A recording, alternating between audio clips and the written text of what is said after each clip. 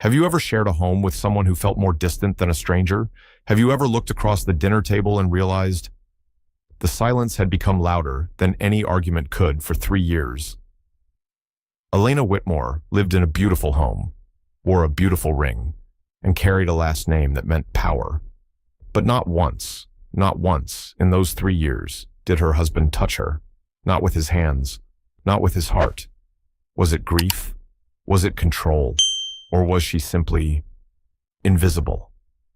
Imagine waking up next to someone who promised to protect you, only to find out you were part of a business contract, a name on a file, a condition for an inheritance. What would you do? Would you stay and hope the silence would someday break? Or would you risk everything, comfort, security, even your pride, for the chance to become whole again? This is a story about absence, about choice, about what happens when a woman stops waiting to be chosen and begins choosing herself. If you've ever loved in silence or stayed longer than you should have, this story is for you. Like, share, and subscribe to our channel. Now, let's begin. It was nearly 6 o'clock when the last sliver of sunlight spilled across the marble floor of the Whitmore estate. The grand Georgian columns outside cast long shadows through the tall windows, wrapping the room in a quiet that had grown too familiar. Inside the dining room, a single place was set silverware perfectly aligned, a cloth napkin folded just so, and a dinner that would grow cold before anyone touched it. Elena Whitmore stood by the table, unmoving. In her right hand, she held a thin stack of paper. Her fingers trembled slightly, not from fear, but from exhaustion, the kind that came from loving someone in silence for far too long. Her wedding ring, simple but once meaningful, rested beside the divorce papers. The pen was uncapped. The line for her signature waited. She told herself she would do it today. 3 years of empty halls, of walking past a closed office door, of birthday dinners alone and anniversaries forgotten. Surely that was enough. And yet, she hadn't signed. Instead, she listened to the ticking of the antique clock, to the rustling trees outside, to the breath caught in her chest. They'd been married for 1,096 days. Not once had Lucian Rowe touched her like a husband should, not a kiss on the forehead, not a hand on her shoulder, not even a glance that lingered too long. At first, she thought he was shy, then maybe distant. Eventually, she understood. She was a guest in her own marriage. The front door creaked. Her heartbeat flickered. It was always like this, even now, after 3 years. The sound of Lucian's return made her straighten her back and check her face in the mirror on the wall, even when she knew he wouldn't look. Lucian stepped inside, his frame sharp against the evening light. Tall, dark-suited, and polished to perfection. His tie was still tight, and the leather of his shoes barely whispered on the floor. He noticed her, but only just. His eyes passed over her like she was one of the paintings on the wall. Nice. There. Forgotten. Then his gaze landed on the papers. He paused. What is that? His voice was calm, low, like a lawyer asking about a harmless clause in a contract. Elena kept her chin up. Divorce papers, she said. I think you know why. Lucian didn't blink. He walked over, picked up the top page, flipped it, then placed it back down. Unsigned. Is this how you end it? She asked, her voice cracking slightly. With more silence. Still, he said nothing. 3 years. 3 years of waking up to an empty bed. 3 years of setting dinner for 2 and eating alone. 3 years of wondering why a man would marry a woman only to leave her untouched, unseen, unspoken to. You've never even tried, she said. Not once. And I stayed. I waited. I painted you into every corner of this house, thinking maybe if I saw you there, you'd finally see me. Lucian's expression didn't change. His face remained unreadable, too composed, but Elena caught something, a flicker, just behind the eyes, like a crack in the surface. I want the truth, she whispered. Why did you marry me? Lucian stepped back. You don't need to know that. The words were colder than she expected. He turned and left the room. She stood alone again, heart thudding against her ribs. It was then she remembered the letter. Her mother, Grace Whitmore, had written it before she passed one final wish. Marry Lucian Rowe. He will protect you. Back then, Elena had been 31, young, grieving, and clinging to anything that might hold meaning. She believed her mother knew something she didn't. But now, she wasn't sure if she had been protected or abandoned. She found herself walking up the stairs to the second floor, past the guest rooms, past the hallway she rarely stepped into. Lucian's office door was closed, but not locked. She stood outside it for a moment, then turned away. Not tonight. Instead, she went into her own room, kicked off her shoes, and sat on the edge of the bed. Outside, the southern sky was beginning to fade to navy.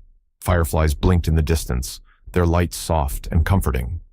She looked again at the papers, still unsigned. Elena let out a slow breath. She wasn't sure if she was more heartbroken by the silence or by how used to it she had become. Downstairs, the dinner table remained set, the roast cooled, the wine never opened. And beside the flickering candle, the wedding ring gleamed without warmth. Savannah didn't have brutal winters, not the way places up north did, but for Elena Whitmore, every winter in the Rowe estate felt like walking through snow barefoot, breath shallow in a house that never truly warmed. She remembered the first winter. It came only weeks after the wedding. The fireplace crackled beautifully, logs arranged by the housekeeper, flames licking softly at oakwood. But even then, it couldn't erase the chill that lived in the corners of their home.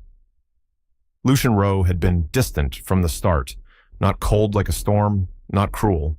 No, he was something worse, polite. He opened doors, signed checks, answered questions with one or two words, and disappeared into his office. That first Christmas, she bought him a sweater, a deep gray, with blue linings, simple, understated, something she imagined he might actually wear. She placed it in a box, tied a ribbon, and waited for him in the living room. She'd lit candles. She'd even baked cookies, though she wasn't good at it. She wore red, hoping the soft sleeves would make her look festive, alive, maybe even beautiful. He didn't show up until midnight, said he had a call with investors in Tokyo, didn't notice the candles, didn't ask about the cookies, took the box with a stiff thank you and left it unopened on his desk for months. By spring, Elena had stopped baking. People always think loneliness means being alone. It doesn't. True loneliness, the kind that makes your bones ache, is being with someone who makes you feel invisible. Elena had grown up in a small, two-bedroom house with creaky floors and loud dinners. Her mother, Grace Whitmore, raised her and her sister on her own, running a local bookstore and packing lunchboxes with sticky notes that said, "You are brave." After her sister passed, it was just Elena and her mother, and when Grace was diagnosed with cancer, she asked Elena to promise one thing: let Lucian take care of you. He's a good man. He owes me a favor. Elena never asked what that favor was. At the time, she thought, well, who would question a dying wish Lucian had agreed? Quietly, formally, as if it were a business proposal, they married in a small ceremony. Grace was too weak to attend. Elena wore her mother's pearl earrings. Lucian didn't notice. Their wedding night passed like a handshake. The bedroom he chose for her was on the opposite side of the house, tastefully decorated, immaculate, but not his. She remembered standing in the doorway of his office once, holding 2 mugs of coffee. He looked up, surprised. Something wrong? No, she had replied, holding out the mug. I just thought you might want a break. He took the coffee, but didn't touch it. Thank you. Then turned back to his screen. She stood there for a minute longer, then left. That was the second winter. Elena learned to live around Lucian like furniture. She painted. She took long walks. She tried to volunteer at the local art center, but Lucian discouraged it. Too public, he said. Security risk. So, she filled sketchbooks, watched documentaries, baked bread she never ate. Sometimes, she'd sit outside in the garden at dusk, watching the Spanish moss sway in the wind. The sun would melt into gold over the marshes. It was beautiful, achingly so. But even beauty couldn't fill the quiet that stretched between them. The third winter was the hardest. It wasn't just the silence anymore. It was the questions. Why did you marry me? What did my mother ask of you? What are you so afraid of? One night, she asked him, directly, plainly. They were sitting at the dining table, or rather she was. He stood by the window, glass of scotch in hand. She said, "Lucien, why did you say yes?" He stared at the darkness outside for a long moment before replying, "You don't want the answer to that, but I do." "No," he said, softer this time. "You think you do. But once you know, you can't unknow it." Then he walked away. After that, she stopped asking, but she also stopped hoping. She wasn't angry. That was the strange part. It would have been easier if he had hit her, betrayed her, even yelled at her. But he didn't. He was careful, silent, distant. It made her feel like she was grieving a man who wasn't dead, and a marriage that never really began. So, she grieved, quietly, and she made a decision. She wouldn't live in grief forever. Now, as she stood in front of the fireplace again, watching the same flames crackle, she looked down at the papers still unsigned. The ink waited. The pen sat beside them like a dare. Lucien was upstairs, probably in his study, probably staring at some spreadsheet that had more value than her existence. Maybe he thought she wouldn't do it. Maybe part of her still wondered if he would stop her. But silence had a way of killing love, without ever raising its voice. And tonight, the silence was deafening. Elena Whitmore didn't consider herself the kind of woman who went through people's things. She believed in privacy, boundaries, mutual respect. But boundaries started to feel blurry when you'd lived in the same house as someone for 3 years and still didn't know what they dreamed about, feared, or even preferred for breakfast. That morning had begun like most others, quiet, gray, unspoken. Lucien had left early, the sound of the front door closing echoing faintly down the hallway. She didn't ask where he was going. He didn't say. They hadn't had a real conversation in weeks. The scent of coffee drifted from the kitchen, but she hadn't poured herself a cup. Not today. Today, she wasn't interested in routines. Today, she wanted answers. The moment happened by accident, or maybe it didn't. She was looking for a receipt in the drawer beneath the dining room sideboard, something small, unimportant, but her fingers brushed against something unexpected, a folder. Black, slim, marked only with a single word on a white label, Grace. Her breath caught. She pulled it out slowly, her heartbeat rising with each second. Inside were several sheets of paper, some typed, some handwritten, legal documents, notes, clipped emails. Some of the handwriting was her mother's, some was Lucien's. She didn't recognize the names on the business letters, but what struck her wasn't the paperwork. It was the second label tucked under a sticky note, her mother's full name, Grace Whitmore. Why was her mother's name in Lucien's private drawer back in her bedroom? Elena placed the file on her lap and stared at it like it might burn her hands. She didn't open it. Not yet. She looked out the window instead. The sky had darkened unexpectedly, the kind of sudden overcast Savannah was known for in early spring. The wind blew hard against the glass. Somewhere downstairs, the wind chimes sang a soft, irregular tune. She closed her eyes and pressed her palms to the folder. Had her mother known all along what this marriage truly was? Had she arranged it not out of love, but out of fear? And if Lucien had agreed, then what had he been protecting her from? She opened the folder. The first page was a letter, dated just 3 months before her mother passed. It wasn't addressed to Elena, it was addressed to Lucien. Lucien, if you're reading this, it means you've agreed. I don't take this lightly. I know what I'm asking, but you've seen what my family is capable of. You know the danger that follows the Whitmore name. She won't survive it, not alone, and I'm running out of time. Please, do this not for me. Do it for her. Elena reread the paragraph twice. Danger. From what her mother had never spoken about the family beyond her sister, Margaret, Elena's aunt. They had been estranged for years, mostly over business disagreements and old wounds Elena never cared to probe. She'd always assumed it was pride, old history. But this This sounded like something more. A threat. She flipped to the next document, an email from Lucien's attorney. It was short, transactional.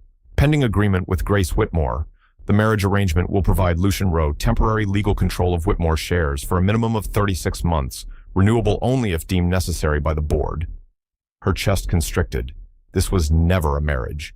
It was a merger. The slam of the front door downstairs broke her trance. Lucien was home. She didn't have time to hide the folder, so she didn't. She walked out of the bedroom with it in hand, straight down the hallway, and waited at the top of the stairs. Lucien stepped into the foyer, removing his coat. He looked up and stopped. His eyes fell on the folder. "Elena," he said slowly.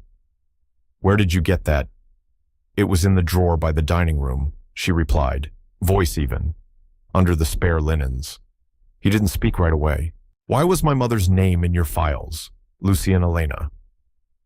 "You said not to ask about things that didn't concern me," she continued. "But my mother is not something that doesn't concern me." Lucien walked up the stairs but stopped 3 steps below her. It was the first time in a long time they had stood that close. His face was unreadable again, but this time his eyes were not. They weren't cold. They were afraid. "I told you," he said quietly. "There are things I can't explain." "Then make me understand," she whispered. He closed his eyes for a brief moment, like he was trying to gather courage that simply wouldn't come. "I promised her. Elena, I promised I'd protect you." Her voice shook. "Protect me from what?" His jaw tensed. "From your family. From what they'd do to you. From what they wanted to take." "That doesn't explain marrying me," she said, stepping down a stair. "You could have protected me with security, with lawyers." Why this Lucien didn't answer. And somehow, that was worse than any lie. That night, Elena sat in the living room with the folder beside her. She didn't cry. She didn't scream.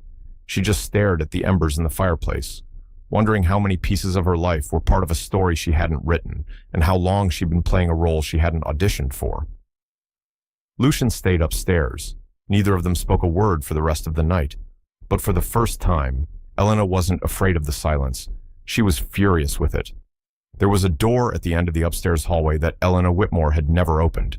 It wasn't locked with a key, but it had always been closed, firmly, intentionally, like a boundary drawn not in wood, but in silence. And Lucien Rowe had made one thing clear from the start of their marriage. "Don't go in there." He'd said it calmly. Like most things he said, no anger, no reason, just a rule. And because Elena was, back then, still someone who believed that obedience might one day be rewarded with intimacy, she'd never questioned it. But now, after discovering the file marked with her mother's name, after learning her marriage had been a shield, a transaction, a promise made behind her back, obedience seemed foolish. She stood in front of the door now, barefoot on the hardwood floor, one hand resting on the knob. The hallway was dim, the morning light muted by clouds gathering outside. A storm was coming. You could feel it in your teeth. She turned the handle. The door creaked open with surprising ease. It was a study, smaller than Lucien's main office, and older in feel. The wallpaper had faded from years of sun, a soft bluish gray patterned in quiet vines. The air smelled like cedar and thyme. There was a desk antique, oak, worn smooth in the center by someone's years of writing. Shelves lined the back wall, filled with books that had clearly been read dog-eared, spine-broken, some marked with tiny sticky notes. On the side table, next to a lamp with a cracked glass base, sat a photo in a wooden frame. Elena stepped closer. It was a picture of a young woman, late 20s maybe, with dark hair, tied back loosely. She looked like Elena. Not exactly, but enough to make her breath catch. The woman was smiling, holding a child, a boy, and standing behind them, taller, hand resting on the boy's shoulder, was Lucien. He looked younger, tired, but peaceful. He was looking at the woman in the photo, not the camera. Elena felt the ground shift under her feet. She reached for the bottom drawer of the desk. Unlike the others, this one was locked. But she remembered Lucien kept spare keys in a small ceramic bowl in the front coat closet. She retrieved it in under a minute. Inside the drawer were letters, dozens of them, stacked neatly, wrapped in string, all addressed to the same person, Sarah. Elena pulled the top letter free and opened it. Sarah. He cried again last night, just like you said he would. I didn't go in. I couldn't. I know I should, but I didn't. I sat outside his door and listened. I'm not a good father. Not yet. But I will be. I still smell your perfume in the hall. I don't know if it's real or just something I've imagined to keep myself from forgetting. I don't think the grief will ever leave, but I'm learning to carry it. Today, he painted a bird, blue, with too many wings. I think it was his way of making sense of something that doesn't. We're still here. I'm still trying. L. Elena sat back in the worn leather chair behind the desk, the letter trembling in her hands. Sarah. Lucien had loved someone before, deeply, painfully, and from the sound of it, he'd lost her. A wife, a sister, a son. She read 3 more letters before the tears came, quietly, no sobbing. Just that silent, warm kind of cry that soaks the throat before it ever reaches the eyes. It wasn't the sadness in the letters that hurt her. It was the love. Lucien had written these letters like confessions, not to be mailed, not to be seen, just to be spoken into the quiet, as if the act of writing could keep the ghosts in place. Why hadn't he ever told her? Why hadn't he let her in? And most of all, what had happened to the child in the photo by afternoon? The storm arrived. Rain slapped against the windows like angry hands. Thunder rolled deep and long, making the walls groan. Elena sat in the center of the locked room, letters all around her, her arms wrapped around her knees. She understood now why Lucien was afraid to love again. He'd already done it once, and it had shattered him. When she finally emerged from the room, Lucien was standing at the end of the hall. He didn't look surprised or angry. He looked tired, looked like someone who'd run a very long race only to realize there was still one more hill. You found it, he said simply. I did. They stood there, rain behind them, a silence hanging heavy but no longer empty. I was going to tell you, Lucien said after a while, when Elena asked. After another 3 years of pretending, Lucien ran a hand over his face. It wasn't pretending. I just didn't know how to start. She nodded. It wasn't forgiveness. Not yet. But it was something. Sarah, she asked. My wife, he said. She died in a car accident. Our son Michael was 5. The name hit her chest like a soft punch, and the painting Lucien smiled, just barely. Michael loved to draw birds, always with too many wings. Later that night, Elena returned to the locked room. She didn't go to snoop this time. She went to sit, to breathe, to understand. There, under the sound of thunder and the weight of truth, she whispered something she didn't know she needed to say. I'm sorry you lost them. And for the first time, she didn't feel like a stranger in her own house. She felt human again. It had been 2 weeks since Elena Whitmore opened the locked room, 2 weeks since the storm passed, both the one outside and the one within. Since then, Lucien had retreated further into himself, not in coldness, but in quiet reckoning. He didn't ask if she had read the letters. He didn't offer more. But something had shifted between them. Not warmth, not healing, just truth. And now, truth had left Elena restless. She needed air, noise, life. That Sunday morning, she left the estate for the first time in weeks without telling anyone where she was going. She walked to Forsyth Park, a few blocks beyond the historic squares of downtown Savannah. Spring had come early that year, spreading dogwood blossoms like soft confetti along the paths. Couples strolled hand in hand. Children chased bubbles. Musicians strummed beneath moss-laced oaks. She settled on a bench across from the fountain, closing her eyes to the sounds of the world. That's when she heard his voice. Elena Whitmore. She opened her eyes and turned. The man was tall, late 30s, with dark blonde hair and a calm, sincere presence. A little older than she remembered, a little broader in the shoulders, but unmistakable. "Jacob Miller," she said softly. "You haven't changed much, neither have you." He smiled, sitting down beside her.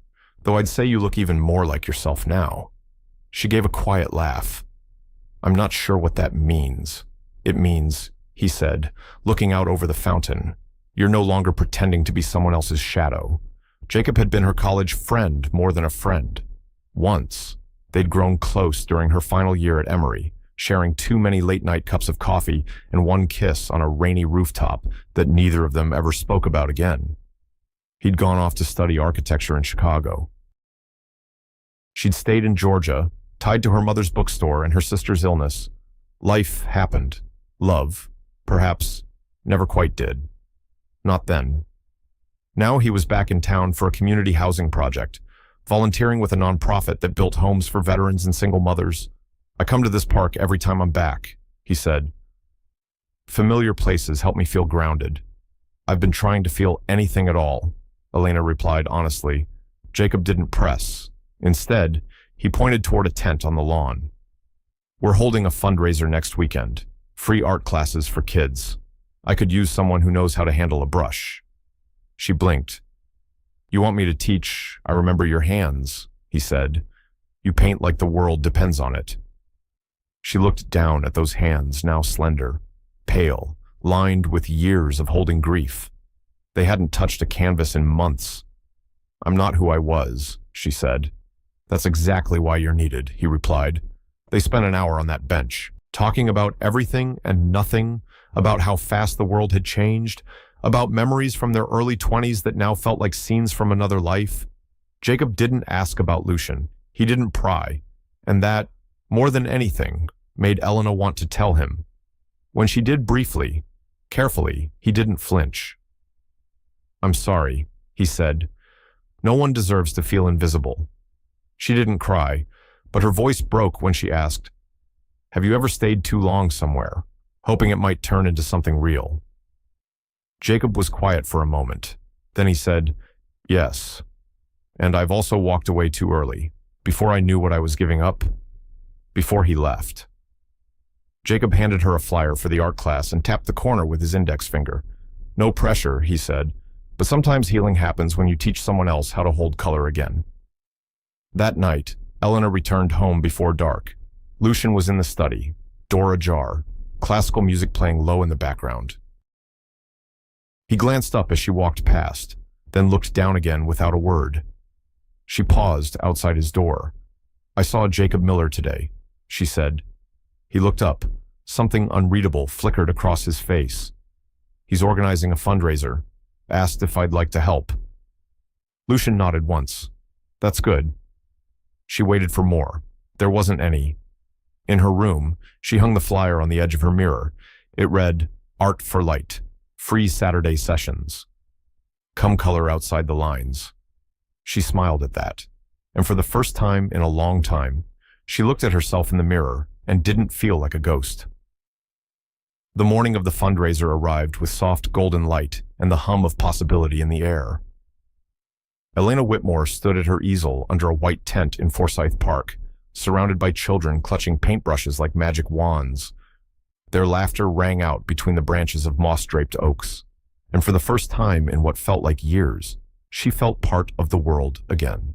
She wore a loose chambray shirt, the sleeves rolled up, tiny splotches of red and yellow already blooming across the fabric. A little girl named Lila was painting a butterfly with 6 wings and a polka dot crown. "Is this how butterflies really look?" Lila asked. Elena smiled. "It's how they look in your world. That's what matters, nearby." Jacob Miller moved between tables, fixing wobbly easels and handing out cups of clean water. He caught Elena's eye once, just once, and the kindness in his glance steadied her. After the session ended, Elena helped fold chairs and pack up paints. As the crowd thinned, Jacob walked over, 2 paper cups of lemonade in hand. "You were good with them," he said, handing her one. "I didn't realize how much I missed the mess," she replied, sipping slowly. "It's chaos, but it's real." Jacob nodded. That's the thing about kids, they haven't forgotten how to feel everything at once. They stood side by side, watching the last of the easels come down. A breeze carried the scent of sugar and wet grass. You ever think about doing this more permanently? He asked. Teaching, or anything that makes you come alive like that. Elena hesitated. It's hard to imagine starting over again.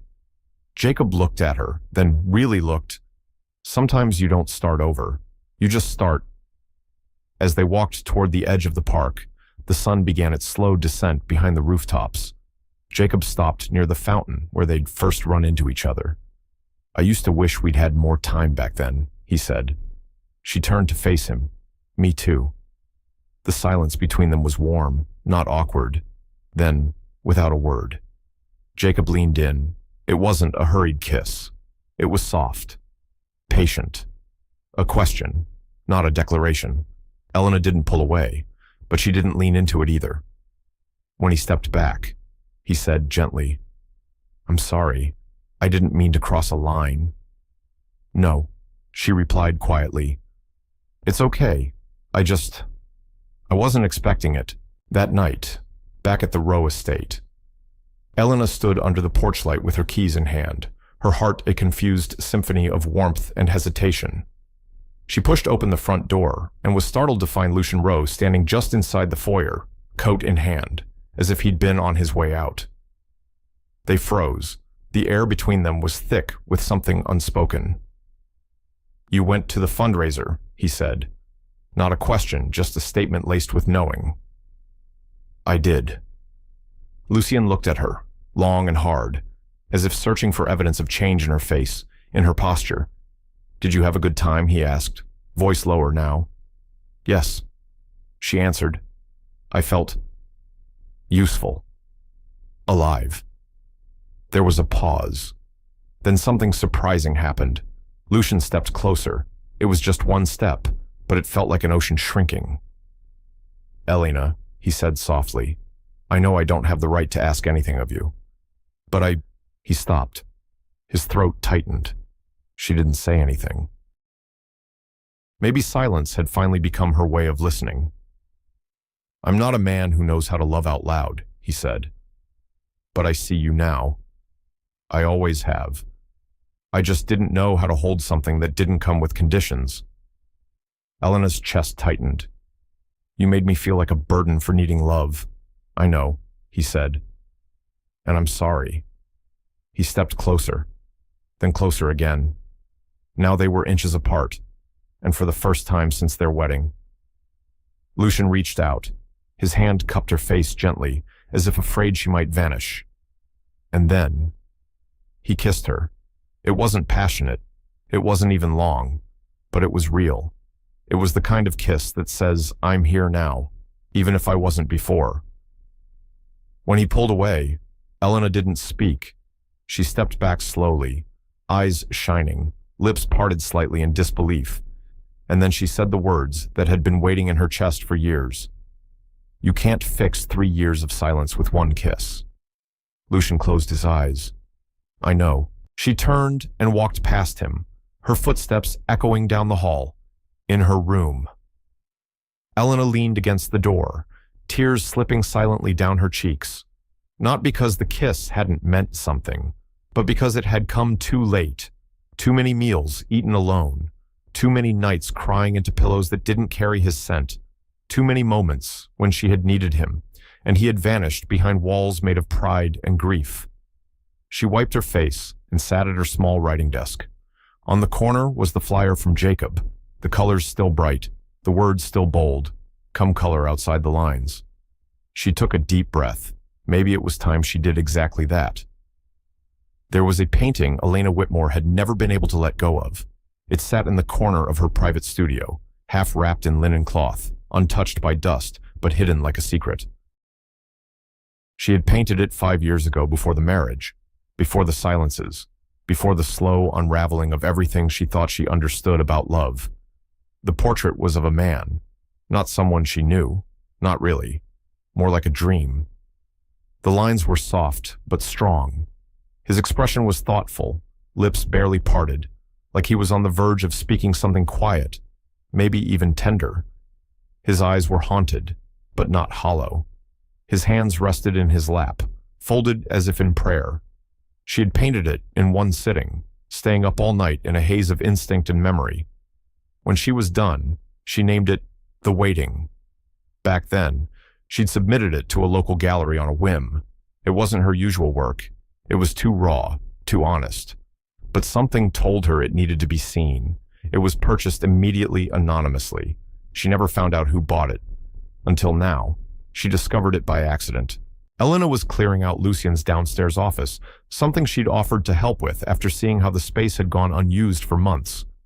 He'd agreed with a nod and said nothing more. While organizing a row of shipping records and framed awards, she opened a locked cabinet drawer looking for extra file folders. Instead, she found a canvas, wrapped in the same linen she had used. The edges were unmistakable. Her breath caught in her throat. She pulled the fabric back slowly. It was The Waiting. Her fingers hovered over the surface like they might burn. For a moment, the room blurred, and her knees felt weak. He had bought it. Lucien had bought the painting 5 years ago, before they were ever anything. Before her mother's wish. Before the silence. She turned the canvas over and found a faint pencil note on the wooden backing. Don't sell what already belongs to you. No signature, but she recognized the handwriting. It was Lucien's. That evening, Elena waited for him to come home. She didn't hide the painting. She placed it upright on the mantel, in plain view. Lucien entered quietly as always. But when he saw the portrait, he stopped in the doorway. His face didn't shift much, but his shoulders told the truth. They dropped, ever so slightly, a sign of surrender. You knew, she said softly. I did. How long? Lucien looked at the painting for a long moment. Since the first time I saw your work online, before I ever met your mother. Elena blinked. But we only met after her diagnosis. I saw a piece of you in that portrait. He said, something real. And I needed something real at the time. She stepped closer, her voice trembling. Why didn't you tell me you bought it? He looked at her then, not through her, but into her. Because I was afraid, he said. Afraid that if you knew how much you meant to me, I'd ruin it, that I'd destroy it like I did everything else. Her voice dropped to a whisper. You didn't ruin it. Lucien, you just never let it begin. There was silence then, but this silence wasn't empty. It was full of what could have been, what still might be. Later that night, Elena sat on the floor of her studio, the painting leaning against the wall beside her. She ran her fingers along the canvas frame and tried to remember what she'd been feeling when she painted it. Loneliness, hope. Both she thought of Jacob, his gentleness, his patience, the way his kiss had felt like a door being opened. And then she thought of Lucien, the weight he carried, the distance he kept, and the note he never meant for her to find. There was no longer just anger inside her. There was grief, not just for the past 3 years, but for the version of them that might have existed in another world, without so many ghosts. The next morning, she placed the painting on the wall in the hallway between their rooms. It wasn't a declaration. It was a quiet acknowledgement of what had been waiting and what still was. The rain returned 2 days later, thin at first, then steady tapping like a metronome against the tall windows of the Rowe estate. Elena Whitmore sat in the sunroom with a cup of tea, the steam curling in delicate swirls, as if unsure whether to rise or disappear. Her thoughts drifted too easily these days, between Jacob's kindness, Lucien's unexpected kiss, and the rediscovered painting. Her heart felt like a compass spinning without true north. She needed clarity, answers, maybe even closure. And that's when she decided to open the safe. Lucien had never hidden the code. It was the date of their wedding, a quiet irony she only now appreciated. Inside, documents were lined in perfect order, labeled, cataloged, untouched by time. Birth certificates, property deeds, estate papers, and a thick manila envelope labeled in her mother's handwriting, Inheritance Protocol, Whitmore Legacy. Elena sat down on the floor and opened it with trembling hands. The contents were dense legal language, charts, financial holdings. She flipped through quickly at first, then slower, when her name appeared, heir to the Grace Whitmore Trust, held in conditional escrow, pending guardianship and marital alliance with approved legal representative. She stared at the phrase for a full minute before her mind caught up. Guardianship. Marital alliance. The next document was worse.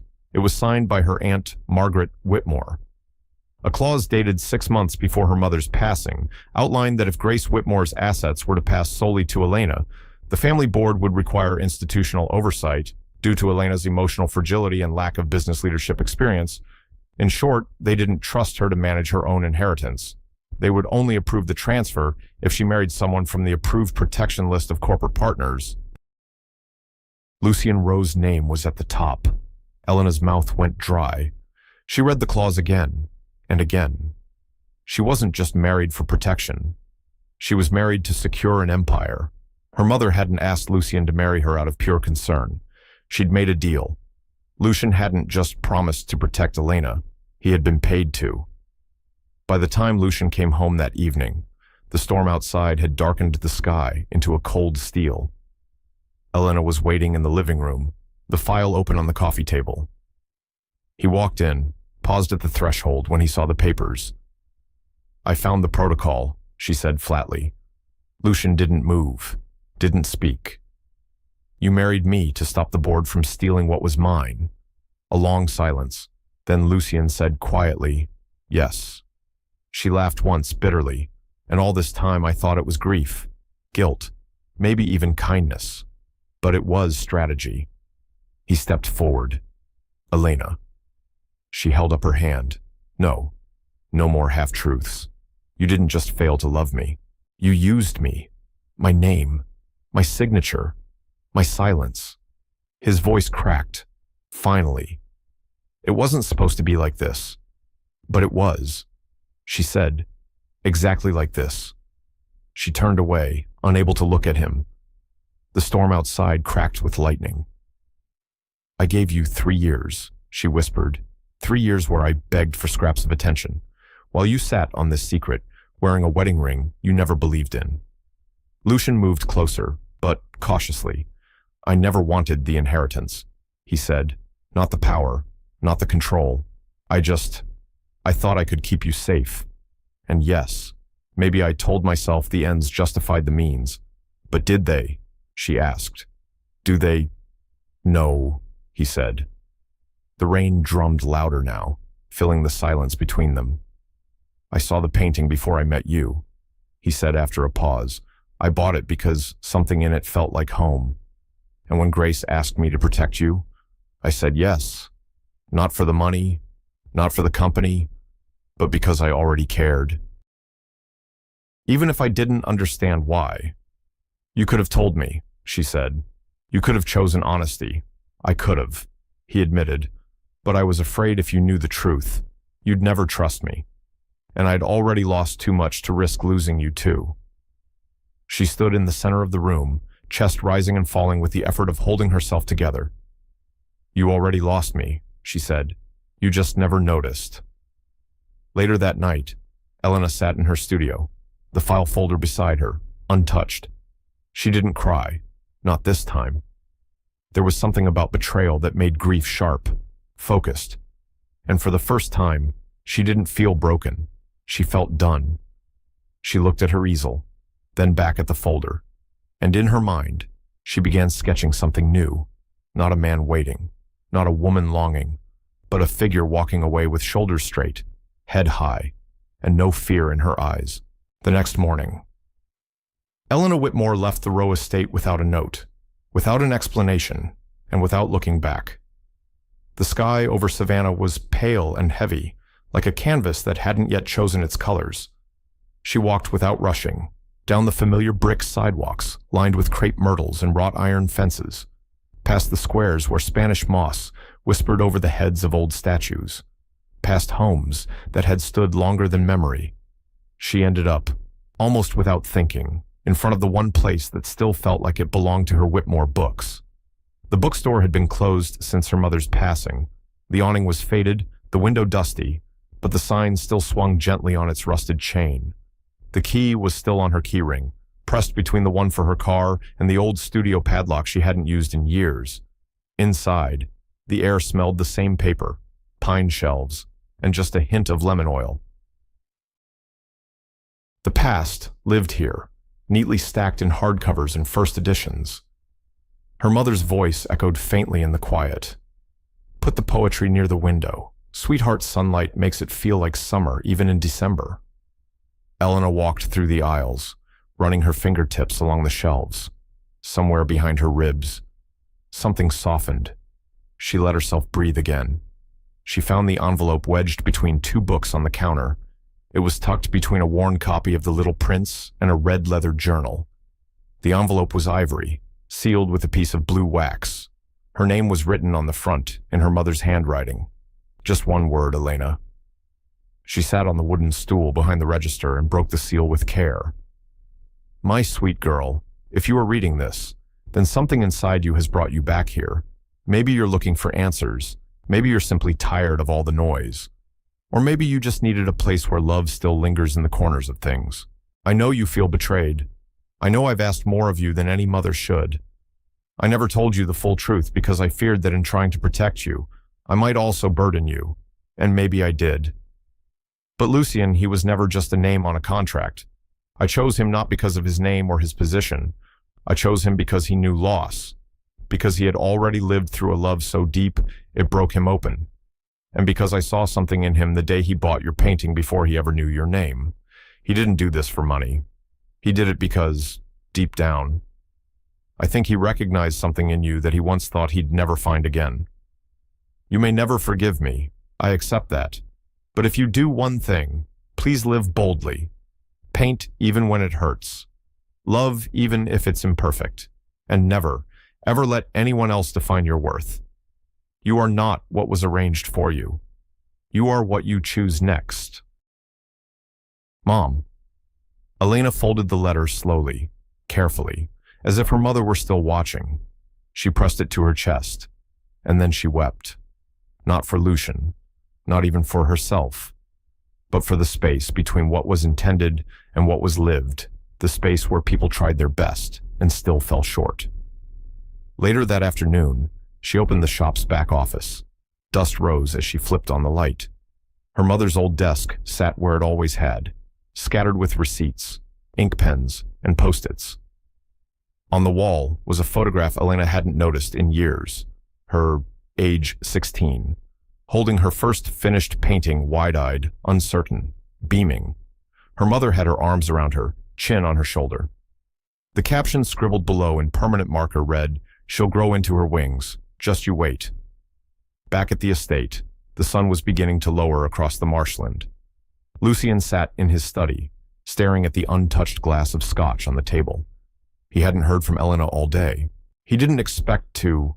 Still, he waited. Then, he heard the front door open. Slow, no slam. She appeared in the doorway of his study a moment later, a single envelope in her hand.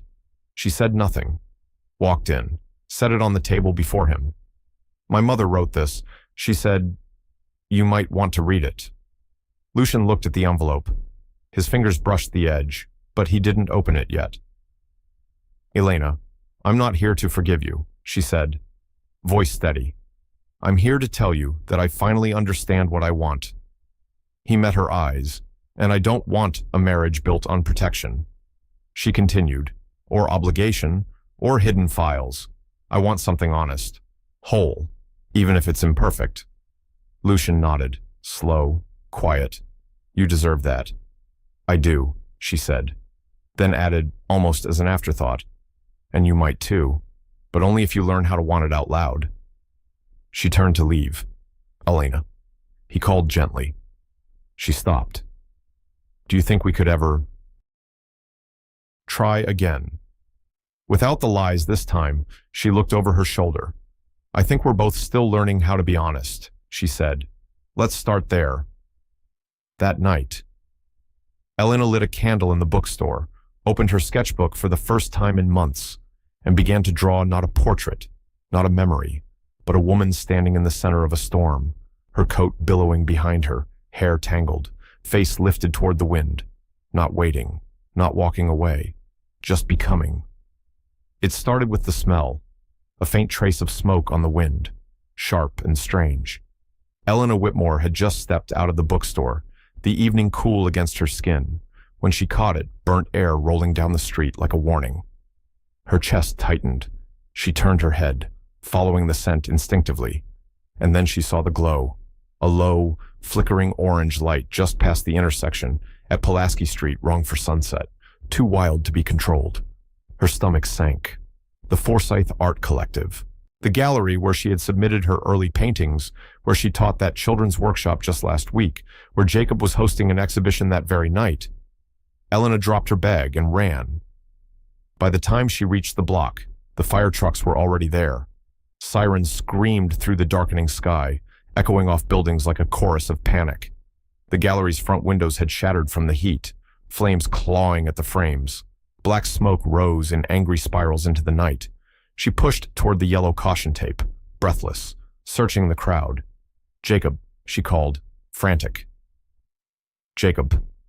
A pair of arms caught her by the shoulders. "I'm here," he said, coughing hard.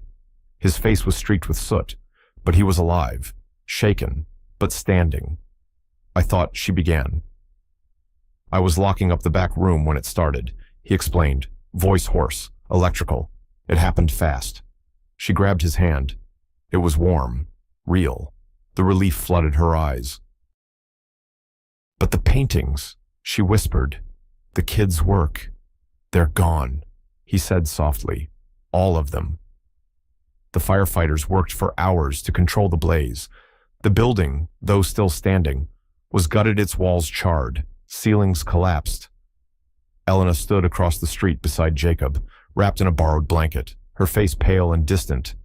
She had poured pieces of herself into that space, not just brushstrokes or color, but hope, and now it was ash. Jacob looked at her. "This feels like the universe keeps telling me to stop." She shook her head. "Maybe it's telling us to begin again. For real this time."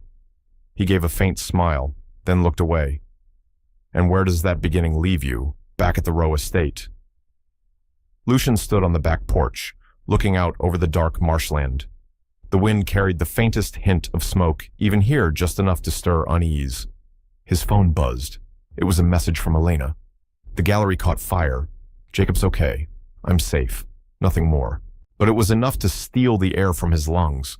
He stared at the message, then at the dark water ahead.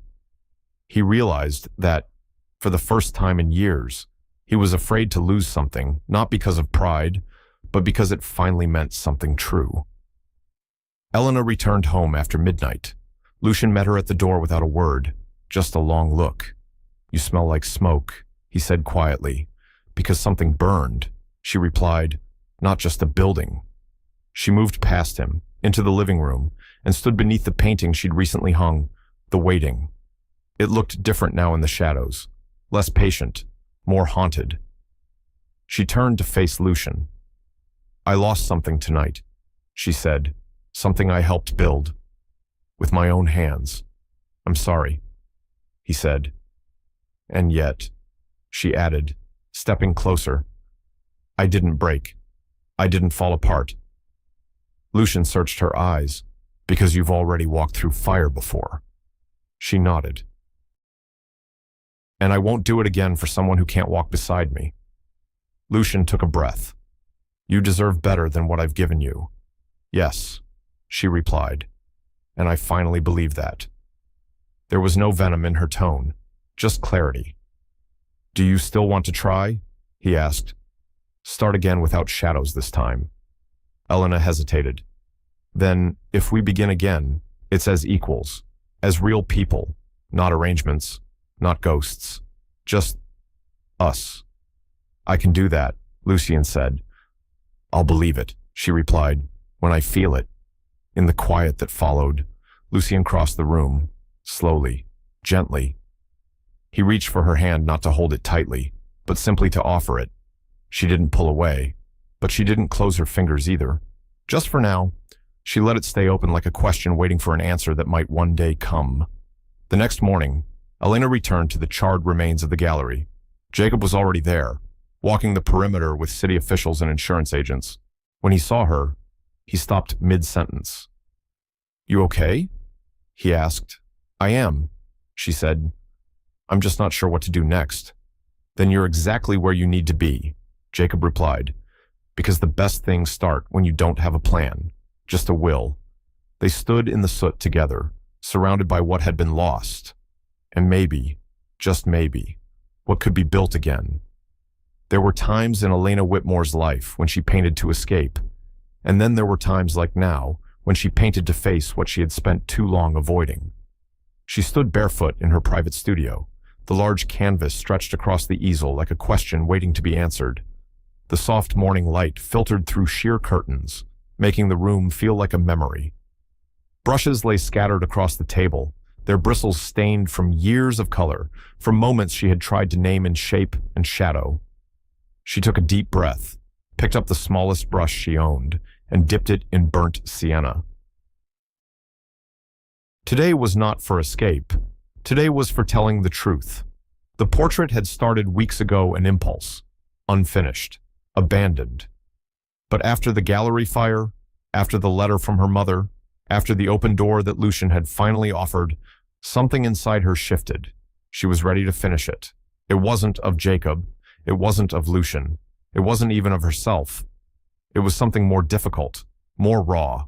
It was a portrait of the woman she had become, the one who had waited, endured, questioned, doubted, and survived. Her back was turned slightly in the image, head lifted, hair windblown, spine straight. Her hands weren't clenched but open, and behind her, in fading outlines, were brushstrokes of people who had shaped her: a mother, a husband, a friend, a child who never was but always could have been. It was not a perfect painting, but it was honest. Jacob came by that afternoon with 2 coffees in hand, both black, both too hot. "I figured you'd be working," he said as she opened the door. "You figured right." She let him in, the scent of paint mixing with the scent of fire that still lingered faintly on his jacket. He walked over to the easel and stared at the portrait, quietly, respectfully. "This is new," he said softly. "It's me," Elena replied, "but not the version most people see." He nodded. She looked strong. She had to be. Jacob set the coffees down. "Can I ask you something?" "Of course. Do you still feel like you're waiting? Or have you arrived?" Elena considered that, then said, "I think I stopped waiting the moment I realized I didn't need to be chosen. I just needed to choose myself." Jacob smiled, not out of sadness or loss, but something gentler. "I think that's the truest thing I've heard all year," he said. That night, Lucian knocked on her studio door. It wasn't like before. He didn't enter without asking, didn't assume. She opened it slowly, wiping her hands on a towel. "I saw your light," he said. "I was finishing something." Lucian looked past her, and his eyes fell on the painting. He stared for a long moment. "You look like you're finally breathing," he said quietly. Elena nodded. "I am." Lucian stepped inside, just to the edge of the room. "I don't want to get in the way." "You're not," she said, "but you don't need to stand in the doorway anymore. Not if you're willing to be seen." He looked at her, this time, not as someone to protect or to grieve, but as someone equal, someone choosing. "I want to try again," he said. "I know. No more shadows, no more locked rooms." She replied. He took another step. "I'm not asking you to forget," he said, "just to let me show you I can be different." Elena looked at the painting, then back at him. "I believe you want to," she said, "but I also believe I don't have to wait for you anymore." Lucian's brow furrowed, not in pain, but in recognition. She wasn't rejecting him. She was choosing herself first, and that was the only way anything real could begin. The next morning, Elena brought the portrait to the one gallery that had survived the fire. It was temporary, a shared space, crowded and unfinished, but it had walls and light and possibility. She didn't title the piece. She just left a card beside it with one sentence. "Some women wait, some women rise, The painting drew attention quickly, not because it was flashy, but because it was familiar. Women paused in front of it and stared for long minutes.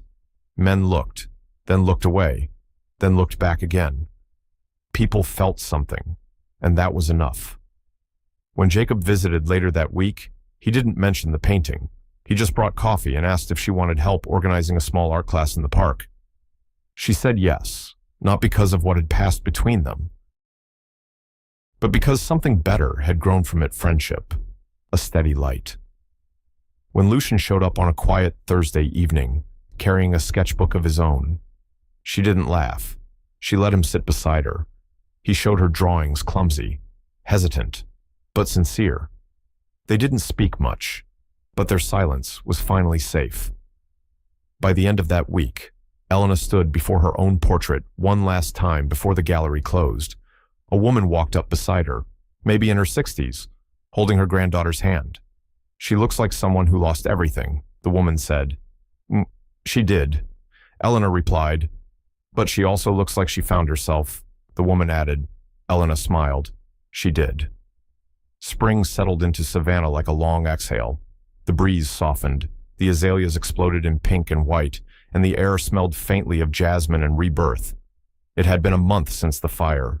3 weeks since Elena Whitmore's painting had gone on display. 2 weeks since Lucian had moved into the guest house, not out of punishment, but space, respect.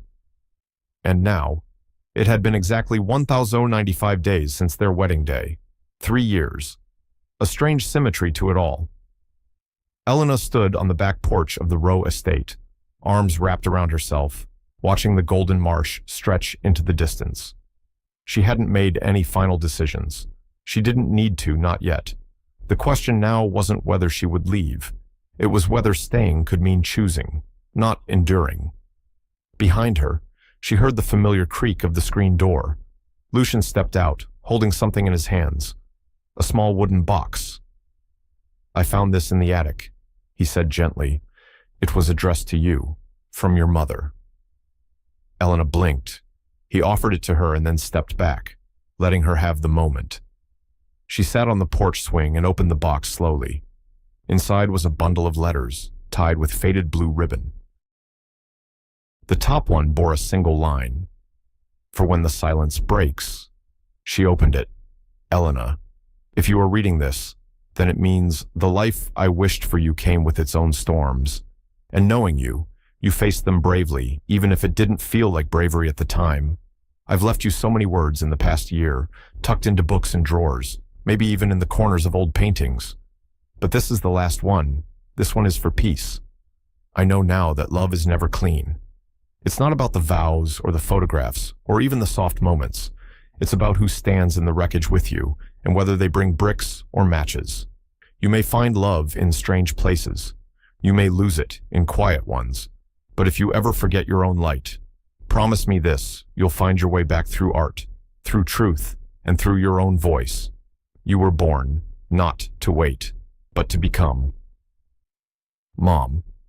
Elena folded the letter and pressed it against her chest, her eyes full, but no longer burning. She sat for a long time in silence. Then, she walked inside. That evening, she made 2 calls. One was to Jacob. "I want to help rebuild the gallery," she said. "Not just volunteer. Help lead." Jacob paused, surprised but smiling.